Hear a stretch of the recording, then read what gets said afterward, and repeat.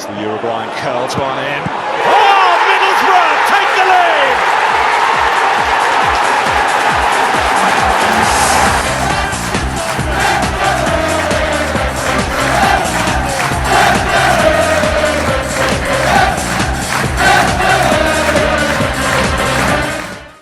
What is up, guys? Matthew here, and welcome back to our FM24 career mode here on the beta as the manager of the Boro. If you guys have been checking out the series so far, then do not forget to smash the like button on this video, as it really helps the video out with the algorithm. As such, it supports the channel as well. And if you've not subscribed yet, hit that subscribe button too, as it'd be great for as many of you guys to join me on this cool beta career mode as the manager of the Boro. But we are the manager of the Boro. We're still the manager of the Boro, and dare I say it, we've steadied the ship. Have we turned the corner? It's hard to really say, but we've had 3 games since you last were with me. We of course had the Carabao Cup 4th round defeat to Arsenal, which was a valiant defeat, and the 0-0 draw to Plymouth last time out. We've played 3 games in the Championship since, and we still are unbeaten. We've actually now not lost a Championship game in our last 6. So we went from not winning in 6 to now not losing in 6, which is great, but there are still a couple of draws in there. We hosted Leicester City, and out the blue, I don't know where this result come from, but we beat Leicester by 3-0. They had the most of it, as you can see there, XG-wise, possession-wise.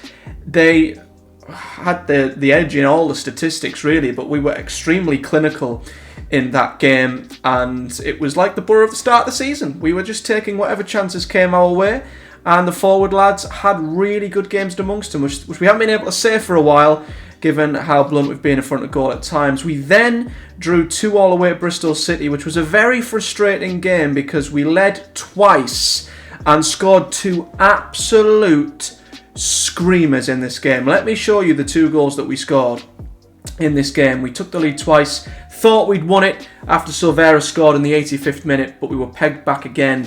So this was definitely 2 points dropped. There's Howson, first time effort, swings it, bends it into the far corner, just like against Arsenal. Johnny Howson has suddenly found a new lease of life, and he's scoring screamers again. There's a equaliser from Vyman, which was in off the post, and then Sammy Silvera did this in the 85th minute. Look at this volley, bang, right into the corner.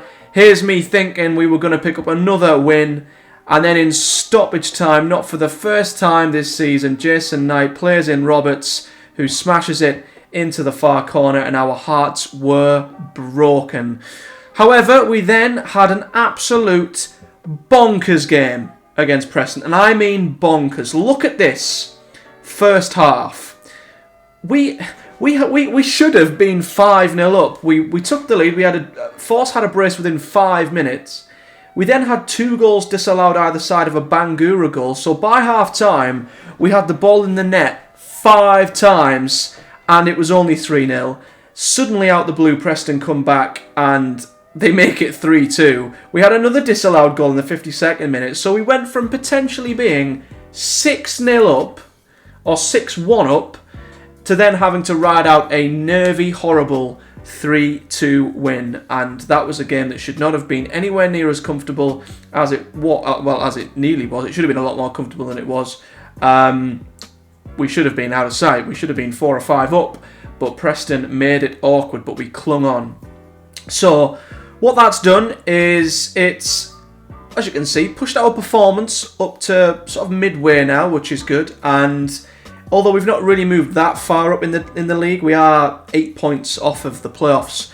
We have got the game in hand against Leeds, and if we were to win that, the gap would be 5. So despite our decent form, we're not really making much gains on the top 6, and that's where I'm a little bit concerned that we might struggle to get in there this season, which is the goal. So we'll keep plugging away and see how we get on, but the positive news is that the board are back to being rather happy with a C, and the supporters are back up to a C as well. So we've turned the heads of the supporters back around, and we did have a monthly performance review which was pretty damn positive. So all is rosy, we've turned things around, but we are now heading to Leeds United, who are top of the Championship and have only lost once this season. Of course, last time we went to top of the league, we beat Norwich 2-1. So we can do it, but it's going to be tough, and I worry that if we lose to Leeds, it will have the same negative impact that the Sunderland defeat did. So this is an absolutely massive game. So this is the Boro team. It's not too different from what we've been having of late, just because we've been in pretty good form. So Sonny Dieng, of course, will be in goal. He's our best performer this season. Tommy Smith. Fry is back in for McNair, who is in need of a rest. He's a little bit tired at this moment in time. So Dale Fry comes in for Dara Lenihan. Alex Bangura has played very well on the left. So even though he's not 100% fit, I think he has to start. He's been amazing. With the usual midfield three of O'Brien, Hackney and Howson, with Jones McGree up front. But I have gone with Latte Lath up front. Force, despite his good form of late, is a little tired. I might bring him on later on. And something else I didn't mention, we've had a few little off-field issues with a few of the players. Latte Lath has been a little upset that he wasn't getting played, so we had a little bit of a ding-dong in a meeting with his agent, and we got him round eventually, but he is wanting to play more games. We didn't promise him anything, which is good, but there are another couple of players, like Matt Crooks, he's been in wanting to play more. Mark Clark has been in wanting to play more. So we're going to try and get them in where we can. But yeah, a couple of the boys not happy that they've not been playing. So this is a chance for Latte Lath to get himself in there. It's going to be tough. It's going to be really tough. Let's have a little look at the opposition. I can't quite remember the scout report, but they've basically got wingers, and this guy in the middle, Zacharian or whatever he's called, is ridiculous. I don't know how the hell we're going to stop him. I think all we can try and do is force them outside and stop crosses. Keep the ball away from that, from the number 10 that they've got. And I think as well, they're really good dribblers, so we're going to get stuck in. We're going to try and stop them in their tracks, not let them get ahead of steam, and try and just get stuck into these Leeds players and make them think twice when they've got the ball and when they're dribbling at us, that they might get a boot in the face. But here we go then. Elland Road. I've been to Elland Road so many times, and I don't ever think I've seen us win. Let's not even mention the rivalry. We're doing well. We're on a good run. Play the game, not the occasion. So we are on the telly. So we've got an interview here. The Football League paper. Why have Middlesbrough been so poor on the travels? I didn't realise we were that poor. Played 5-1-2. It's not that great, is it? Our performances have been better than our results. I would say that. We should have beat Plymouth, for example. How satisfying has it been to watch the way this team attacks and scores? Yeah, it's been good. It's been good. And here we go. I mean, their squad's ridiculous. They've got Somerville on the bench, Jed Spence, Rutter, Bamford on the bench. It's an embarrassment of talent, really. And we're going to just have to hang on in there. Could be a big, big game, helping us just edge towards them playoff places once again. But this is a Leeds side who has only lost once this season. And for me, look, they're dead cert to getting back to the Premier League at the first time of asking. But the first highlight in the opening minute is with Boro in possession. And it's Boro losing possession. McGree's being pressed by Dan James. He plays it to Anthony, who plays it into Nonto. And it's offside. It's offside. But we need to focus. Focus, boys. We've had our pocket picked within a minute. And Leeds carved us open. And I tell you what, that was tight. That was tight. That didn't look offside to me. We're not getting a replay with the lines. But I don't know if we've got away with one there. I mean, I've asked the lads to focus and they've took that pretty badly. So this has not gone off to a good start. Let's encourage them. And just forget about the little mishap there. As Boro are in possession once again. But that could mean anything, as I am worried we might get Preston. Oh, Hackney's gave the ball away to Gray. This is not a good start. We don't seem like we're up for this at all. We do not seem like we are up for this and ready at all Great plays into Dan James, and there's Zachariah, their star man. And I thought the net was going to be smashed, but he put it wide.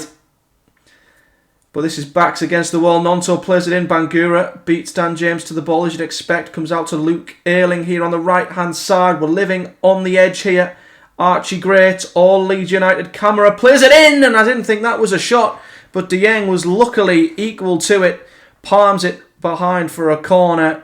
But this feels like a matter of time, ladies and gentlemen, until Leeds find the back of the net. The corner's headed clear by Dale Fry. Look at the space for Zachariah, and Dale Fry with a crucial interception there before the ball found the Leeds man, and we get it away with O'Brien and live to fight another day. It is worth noting, I was going to look at the touchline tablet there, that their front three, James and Zachariah, look really tired for Leeds. I don't know if that's because of a knock or stamina or what, but Johnny Howson has played an unbelievable ball out to Isaiah Jones there. Great diagonal. Smith plays it into Hackney. Hackney with a great ball. It's in the nets. It's found the bottom corner, and it's an own goal. It must have took a nick off Ethan Ampadu and Boro. We have somehow found a way to lead this game. Once again, like away at Norwich, absolute pure shithousery by the Boro, and it did. It flicked Ampadu, and it must have been going wide. It was the slightest deflection, and it was enough to send the ball past the goalkeeper. And with an XG of 0.03, Boro lead at Ellen Road. And I mean, this is what I mean.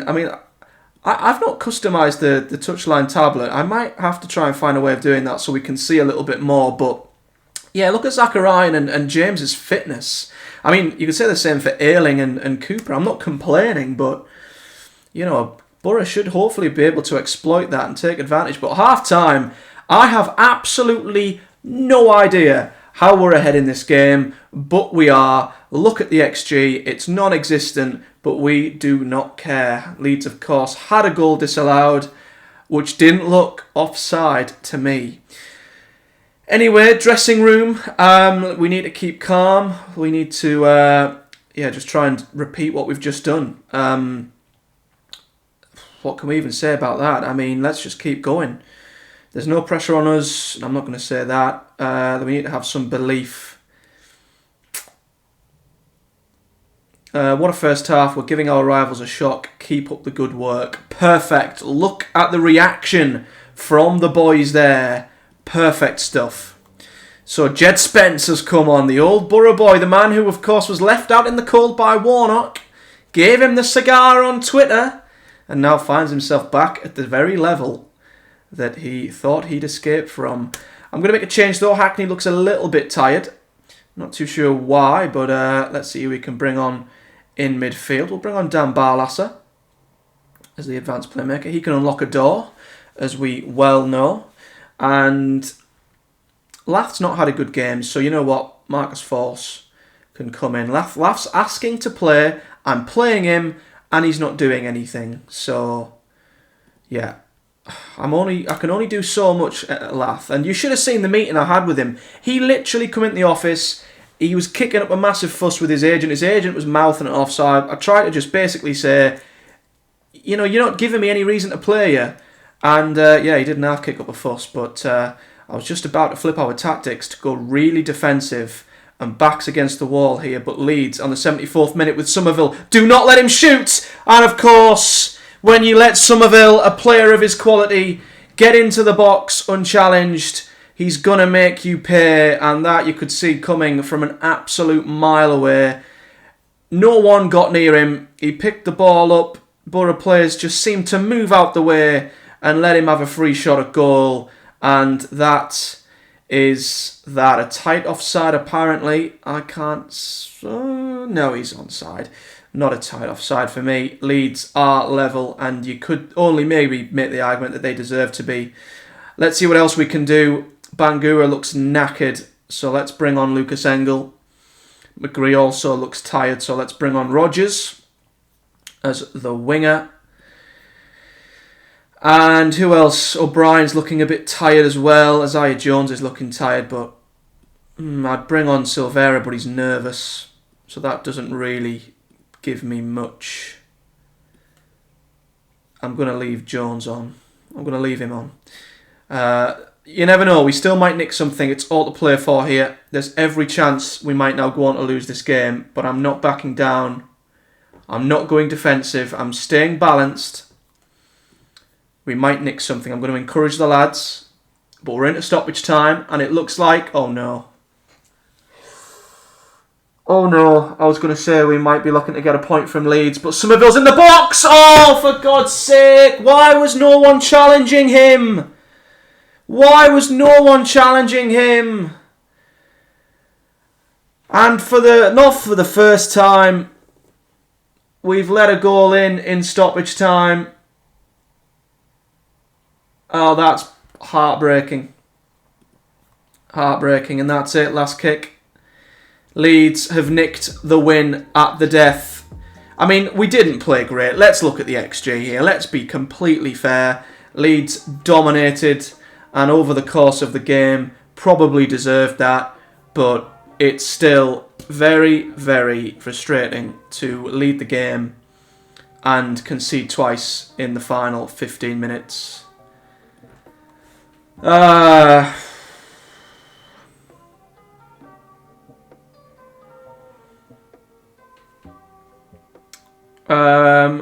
I'm proud of your efforts, even if it wasn't to be. And that's seemingly kept their heads up. But that's so frustrating. We didn't even have a shot on target, to be fair. We know you won't want to elaborate on the defeat, but how can you give us your take on the events? I'm not congratulating Leeds at all. I don't know. I need to watch it back. Let's not react too harshly. How frustrated are you to lose? Very.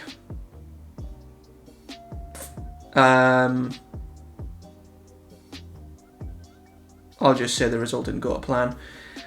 And there we go. We've lost our first game in 6. Obviously, it must be the curse of being on screen, I guess. But that puts us 8 points off the playoffs. It's a canny gap.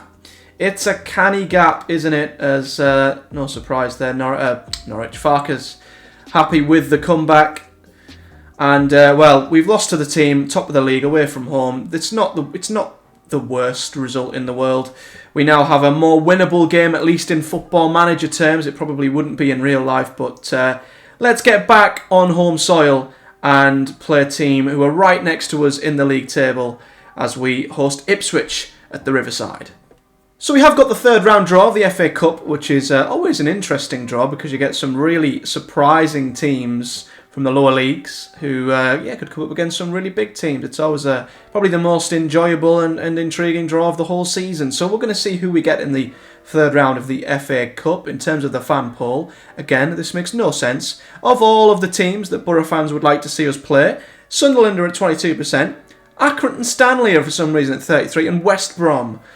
I don't understand. I just don't understand. But FA Cup draw, look at this. It looks all very formal, doesn't it? Let's see, live reaction. Yeah, not much there to really read into. But as always, wow, look at this. What? This is amazing. This is so different from what I'm used to. I just don't know what I'm looking at. Start draw. Right. Sit back and enjoy. I love draws. This is going to be amazing. I mean, it's going a bit slow, isn't it? Let's split times 2. Steve Holland says it's dull. Is he off his head? Now we've got Plymouth. Don't want to travel back down to Plymouth. We don't want to go down the No! Oh! The last thing we need is to travel all the way back down to bloody Plymouth. I was hoping for a more intriguing draw than that. That's a shame. Advance. Can we just advance to the end? There we go. Well, that's a bit of an underwhelming draw, isn't it? Any other notable ones? So York are going to Welland Road. That's quite nice for York. I had them on my FM23 save. Carlisle or Torquay go to Chelsea. Wrexham go to Liverpool. That's quite exciting for them. That'll probably be in a documentary somewhere. Brighton go to City. That's an intriguing tie. A couple of old Premier League ties there. Any others? Lincoln host Palace. QPR Newcastle. Interesting. Well, we're going to be going to Plymouth again, which is interesting. That's going to be, not for another month yet. We'll probably have an episode on that. But anyway, where were we? Yes, heading to the home game against Ipswich.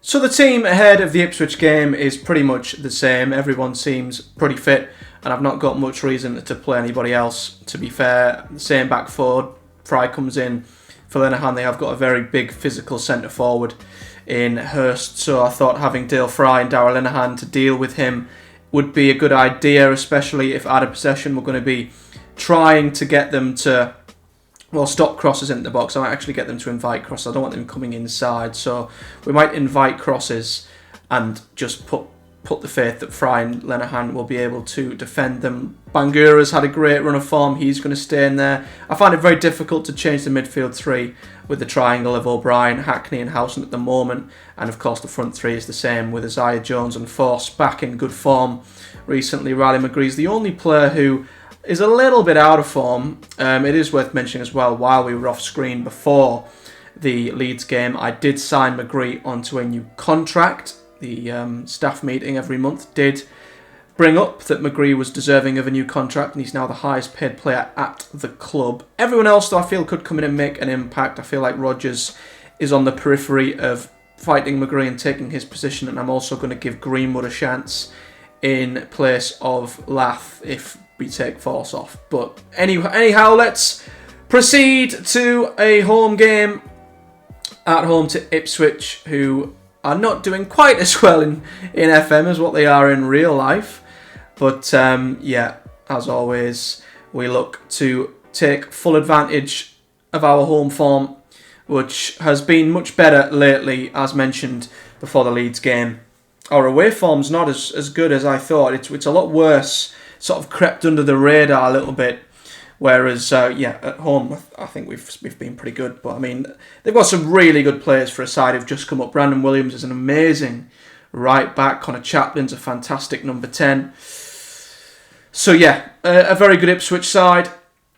But when we're at home, it doesn't matter who we're against. Boro should be winning, and within 40 seconds we're on the left wing. We cannot see the player names, which is very annoying, but we're in the box here. Someone's in the box. Someone's took a shot, and it's Marcus Force, who has gave Boro the lead within 1 minute. A fantastic start from the boys. It was exactly like the last home game against Preston. We flew out the blocks. We were 2-0 up after 5 minutes.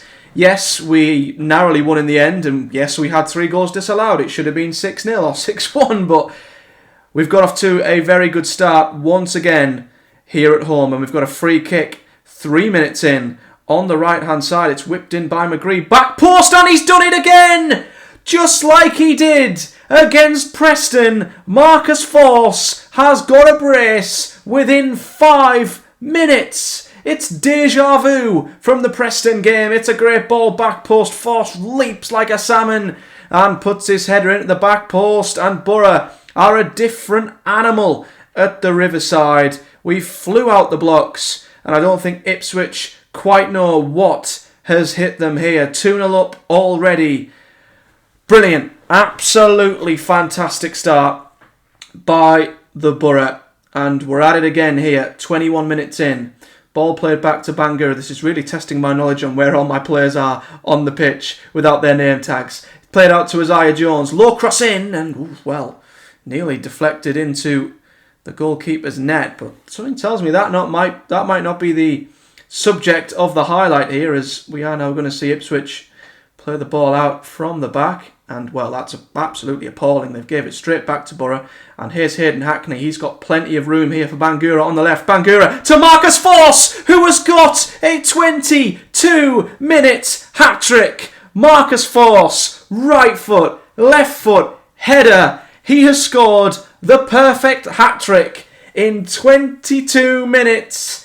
This is as good as it gets. Brilliant play in the midfield. Hackney playing the ball out of Bangura. That's exactly what we want from our left back, attacking with space down the left. And Bangura, I've got to tell you, his form of late has been unbelievable, and he's got himself an assist, and we're at it again. Half an hour gone. Corner whipped in, and it's just over the bar there by, it might have been Dale Fry, as Boro are not done.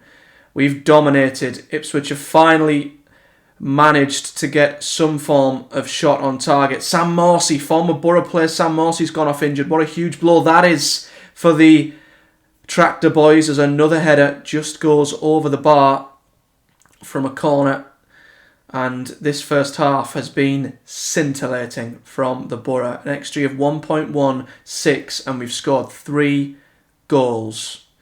Incredible. But this was the same against Preston. They got an early goal in the second half, and then a second not too long later, and suddenly we were hanging on. So let's reiterate that we are not over the line yet. It's important to stay focused. Don't allow placency to creep in. Don't know why Force is anxious. The man's got a hat-trick, for crying out loud. I will give him some praise, because I'm not going to tell him to relax, but I'm just going to say you made the difference. And the midfielders need some praise for their creativity. But we're not out of the woods yet. We had a game that went exactly the same as this at home not too long ago. But Preston had already got one back at this point. This could be a good chance for us to, I think... Oh, there's a corner. Hold that thought. I was going to say, let a good few players... Oh, they've got a goal back. George Hurst. Oh, it's maybe not quite the time to throw on 3 fringe players for half an hour, because Ipswich have got themselves on the score sheet from a set piece. But I think, I say we've weathered the storm. 70 minutes in, here come Ipswich again. This is eerily similar to the Preston game. Only difference. Oh my God, he scored again. It's happening again. It's happening again. 3 goals up, and we've completely fluffed the lead. I am going to make some changes to freshen it up, but oh boy, Sam Greenwood can have a chance. I said I would give him one. Isaiah Jones is nervous. I don't really want anyone who's nervous on the pitch. This is where we need a bit of composure. Who else? Bangura's having a good game, but he looks a bit tired. Then again, so does Riley McGree. So I'm going to bring Rodgers on for McGree. We are not far away from that period where we will be sticking a back 5 and a couple of centre mids in front. I'm going to swap us to balanced as well. God, this would be absolutely awful if we were to drop points from 3 up. I was this nervous against Preston. I can't go through this again unless we get a 4th. That would settle me down so much. Infield, and it's going to be another corner. It was a fantastic save by the Ipswich Town goalkeeper. I don't know who's on this corner. Bangura, maybe? This would be a great time to get a 4th. There's not many red shirts in the box though, is there? Someone's come out to claim and it's been cleared. Flicked on, but it's a Boro ball. And that's where the highlight ends. We are close to backs against the wall territory here, ladies and gentlemen. A lot of nervous players out on that pitch. I'm going to give them some more encouragement. We've got a corner. Could mean anything. Oh, and Lenihan nearly seals it with a header. They've got another injury. Oscar Bob has gone off injured. And this is where, even though there's a couple of minutes left, not long, I'm going to make the change. So I'm going to... Who do I take off? I'm going to swap O'Brien with Hackney. Bring Hackney off for Paddy McNair, who has been a very good defender. We're going to stick him in the middle of a back 5. And we're going to get Tommy Smith to defend, Bangura to support, O'Brien to defend, to support. We'll get him to be a ball-winning midfielder, and we'll keep Howson as a supportive midfielder. Oh boy, my heart's going 50 to the dozen We've got to hang on here. I can't take 2 late sucker blows in one episode. I can't. 7 minutes. Oh my God, that's such a long amount of stoppage time. Come on, boys. Come on, boys. Yes! Yes! Thank God we've hung on. Ipswich made a game of it. This was so similar to the Preston game, man. It's so similar. 2 goals from force in 5 minutes, 3-0 up at half time, and then a second half fight back. We can't keep letting that happen, but at least we got ourselves 3-0 in front to start with.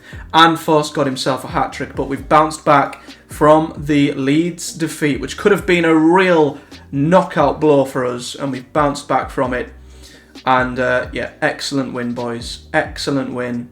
I'm not going to praise the defenders because of their second half performance, but I am going to say to the attack, you were very, very good in the final third. And I think any player who gets a hat-trick deserves an extra pat around the back. I'm proud of your performance today. Didn't mean to say he earned some rest. Hopefully that's not a promise.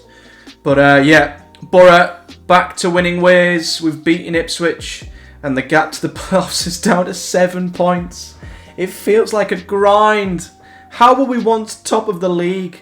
It feels like we're so far away now. But yeah, I'm going to put my arm around Forsum once again. Say he was superb.